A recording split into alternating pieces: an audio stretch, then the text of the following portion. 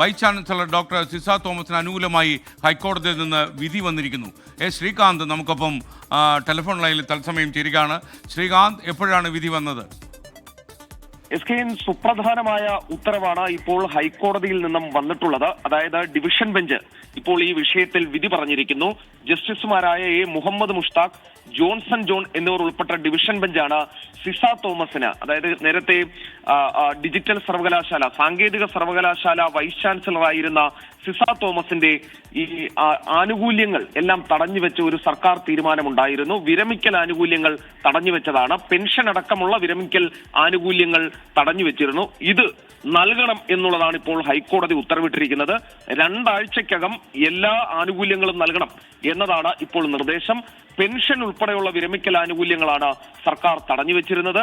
ജീവനക്കാരുടെ ബാധ്യതകൾ ഉൾപ്പെടെയുള്ളവയിൽ അവർ വിരമിക്കും മുമ്പ് സർക്കാർ തീരുമാനമെടുക്കണം എന്നും ഹൈക്കോടതി പറയുന്നുണ്ട്.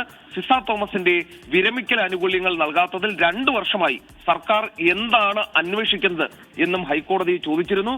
അങ്ങനെ സർക്കാരിന് കഴിഞ്ഞ തവണ ഈ കേസ് പരിഗണിക്കുമ്പോൾ വിമർശനം രൂക്ഷമായി ഉണ്ടായിരുന്നു. അതിന് തൊട്ടു പിന്നാലെ 2 ആഴ്ചയ്ക്കുള്ളിൽ ആനുകൂല്യങ്ങൾ നൽകാൻ ഉത്തരവിട്ടിരിക്കുന്നു. സിസ തോമസിന് ആശ്വാസം.